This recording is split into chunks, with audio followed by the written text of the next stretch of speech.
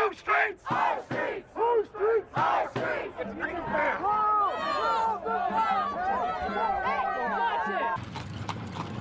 He invited us on his property to talk, but when he doesn't like our conversation, he explodes. Get the out of here now! It regained strength overnight, went back to a major hurricane, a Category 3 storm with 115-mile-an-hour winds. There's a trash fire here. There's another trash fire down the street. There's a fire truck here. At one point, this fire truck couldn't get through because this group of protesters, which has been running around Manhattan from Times Square to Chelsea to now here on 14th Street, basically on their own. It is almost 4 hours now of nonstop snow. The snow is only getting heavier, the wind is only getting stronger, and it is filling up these streets and these sidewalks even faster than they can clear this snow off. The front line in the fight against coronavirus. Patient after patient struggling to breathe. This morning has been brutal. Today is pretty intense. We've had a bunch of people die. You walk in and you feel like you're in a field of dreams. Well, you feel like I better get out of here because the basketball gods are going to play pickup here in a little bit. There are stars, there are star players, but we've seen in college basketball, in the NBA, that when you just put a bunch of stars together, it often doesn't work. You hear that expression, leave your egos at the door. I hate that expression. The surviving roommate opens her door and she sees a man walking toward her. She shuts the door, locks herself in, and police at this point assume he left the scene. She practiced very regularly shooting those guns. It wasn't like she just had them, she knew how to use them.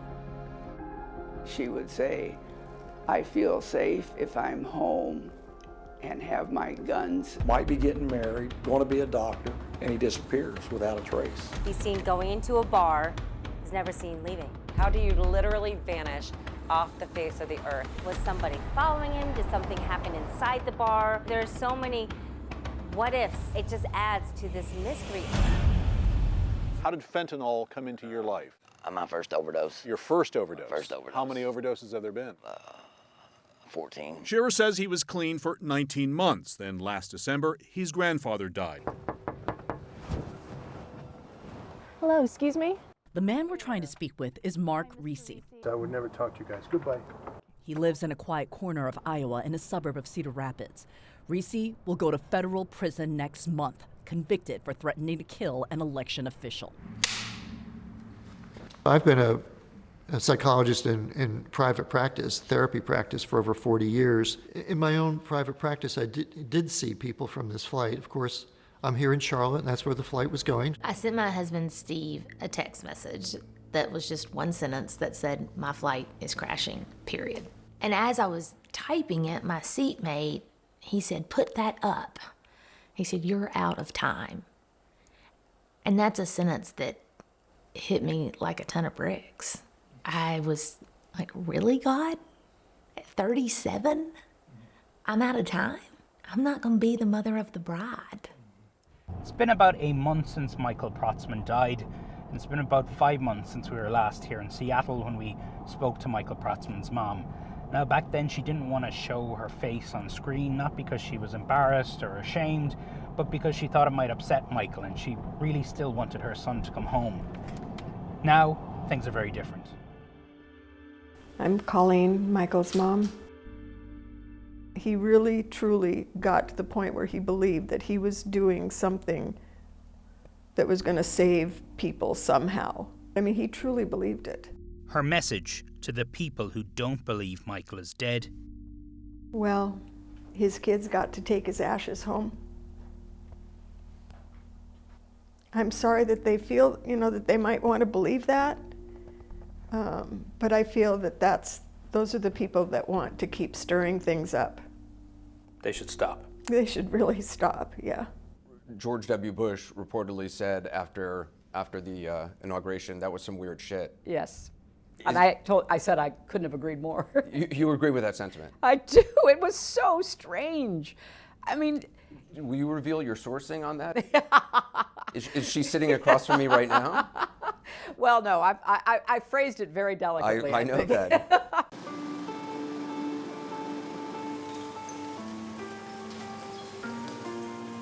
Behind me is what we affectionately refer to as Glass Mountain.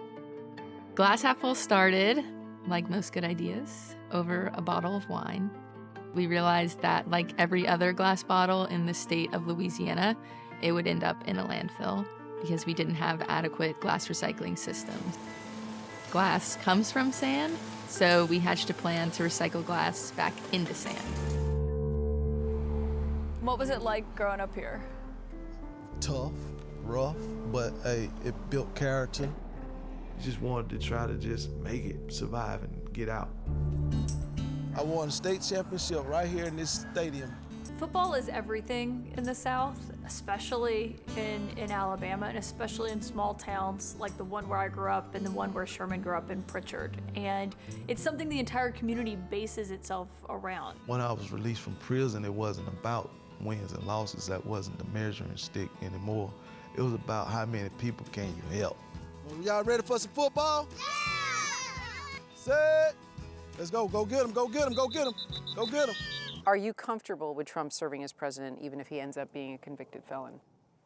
No. God, what? No. Is that a possibility? Yes. As a felon? Yes. Get the out of here. It's a very real possibility. Why is that even called out? I'm so glad it wasn't me. Yeah. We are connected to this land. Our blood runs through these trees. No matter what, we will keep this land. So this land's gonna be here with us if it's gonna be another 200 years. That's the way we look at it. But not everyone has that same view. The serene marsh and sandy beaches of Hilton Head Island have been home to the Gullah Geechee community since before America became America. But the 93-year-old great-great-grandmother has felt little comfort here over the past few months. This is when we start hearing the trees say boom, boom. Wright is being sued by a company with plans to build 147 three-story townhomes along this Jonesville Road community, a historic Gullah Geechee neighborhood. First, we went to try and find True the Vote's office location, the one it lists on its website as well as federal tax forms. But we didn't find a brick and mortar office. Instead, we ended up here at a post office with a bunch of P.O. boxes. Next, we came here to this strip mall that the state of Texas lists as the current address for True the Vote. But looks like it's a business that files income taxes, and it's a functioning office, but no True the Vote. Welcome to New York City's first ever pandemic drive-in theater. At $32 a car, patrons get films like Ferris Bueller's Day Off. And after ordering online, they get masked car hops. Have you ever been to a drive-in movie before? No, this is my first time. Yeah, no, I've never been to one. Welcome to the pinnacle of entertainment in 1955. The tail end of a week where Texans were fighting for their lives in their own homes. So you'd never even used your fireplace before this? Oh, no. Jen Studebaker and her family in Austin, Texas, were burning chairs, pieces of bookshelves, before eventually scavenging for bits of wood without even a means to cut it. That hammer actually is what we were splitting wood with. When he heard a call for organ donors, he stepped up and said he would give a kidney no matter who needed it. There's no real impetus. It's not that someone in particular was sick or any one story. Knowing that it's going to make such a big difference is a pretty good feeling. Turns out the recipient was surprisingly a fellow public servant. I was a young, healthy guy. I was a firefighter. I was, active in duty and responding to calls. All of a sudden, here I am, I'm the guy who's sick, and you're not used to being the guy that's sick. Well, the internet obsessed over little things. How in the hell is that flip-flop staying on? Then there was the woman who tweeted wondering if Mercedes had gotten a new hood ornament. Occasionally, even the real Donald Trump projects a little too far into the future. Make sure you get out and vote November 28th. But the all-seeing Trump is no dummy. He knows Election Day is November 8th.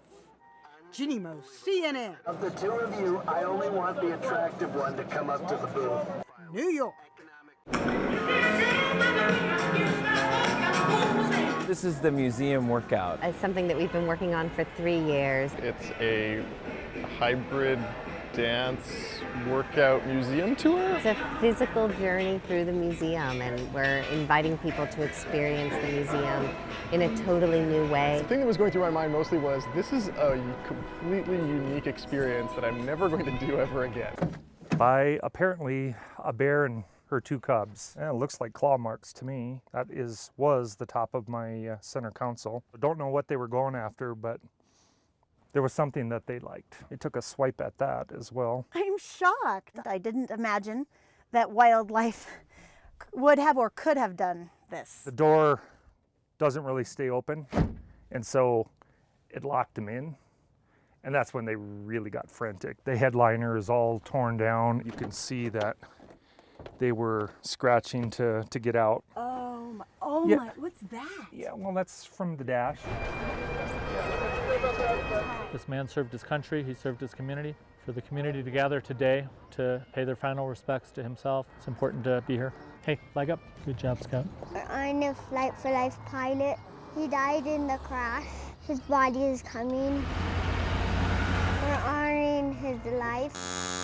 I have a bilateral mastectomy with reconstruction. Even though my scars have faded, it's still the first thing I see when I look in the mirror. We got 1 cat down. All right. I'm gonna get some beautiful artwork to cover my mastectomy scars. Got a numb spot there. We are transforming their lives through art. Now, today, I can take that back. I can take control back. I can celebrate my body in a way that I choose, that's personal and meaningful to me. Yeah. Okay, sorry, that was a tough one. Tattooing isn't a pleasant experience. It's very painful. It's toe curling time. For real. Almost there, baby. Runners ready, burros ready, go! It's been fun to see how it's going to start off. Let's hear it for the runners! It's interesting. Sometimes it works out like it's supposed to, and sometimes it doesn't. All right, come on, Apache. Oh, boy.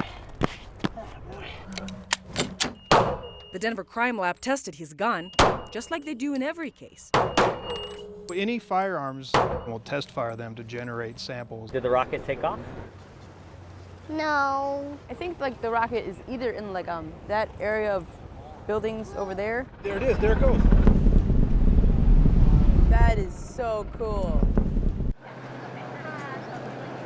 Oh yeah, wonderful. Oh, I love New York, it's fantastic. It's got a buzz about it, which no other place seems to have. Well, it's quite exciting and it's quite noisy.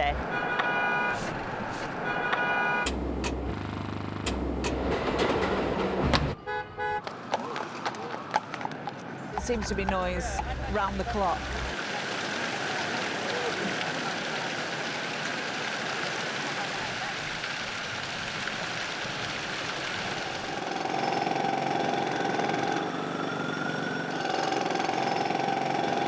You know, it's a bit much. The ambulances, they're going. This is it. It's there's a lot of sirens. Yeah. Oh, it's a bit over the top, I think.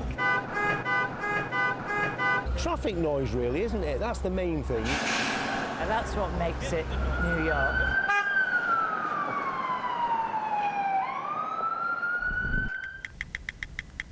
Big dreams don't happen alone. Long before they come to fruition, we share them with those we love and trust. He told me he loved me and that I was his best friend. And he said, thank you for being my guardian when I needed it and being my mom when I needed to be set straight. Taylor was the boy who stole his mother's heart. That captivating smile that he had, that mischievous little smirk he has, that was him. He would light up a room, he'd walk in and not know anybody, and all of a sudden everybody was drawn to him. Drawn to big ideas, Taylor made his list as a teenager. Number 1, join the Army. Mom resisted at first. And I just said, go forward. Be this protector. I know you're going to succeed. Goal met. Number 13, get a job. Taylor chose Colorado State Trooper. He put his mind to it, and nothing was going to stop him. And he was going to be the top. He was going to be the best of the best. Speeds are 100 miles per hour. On May 23rd, Taylor was almost at the end of his cadet training. See if I can get him to come through the intersection. And was on a ride-along with Trooper Clinton Rushing. Taylor had texted me that day at 7:30 and said, I'm at an accident at Highway 1 and Highway 66. Just passing County Road 7. Warned of a chase coming their way, the cadet and trooper deployed stop sticks. The driver didn't stop. Both men were hit. At that time, I screamed. I just screamed, no. Not him. Please, not him. Taylor died at the scene. Trooper Rushing was critically hurt. A tow truck driver also there wasn't hurt. He said Taylor shouted at him to get out of the way. He died a hero. He saved a man's life so he can go home to his little ones. Save a life. Goal number 9 achieved. Just not how his mom expected. When I found out exact details of how it happened, I went into his room and repeatedly said, I'm sorry. I'm sorry for the way you went. I'm sorry it was so violent. I'm sorry. I'm just sorry that I couldn't protect you from it. There were so many more goals, many only the two of them knew about. Looking through his phone, I was the one that he inadvertently spoke to last. Their conversation wasn't supposed to end. Carol tried to keep it going. I would text him just to keep in touch with him. I got a few real short ones. I love you, I miss you, that type of stuff, and I just ignored them. One night in particular, just having a really bad night, just telling him I love you and I miss you and please come see me. And then I got a very heartfelt one.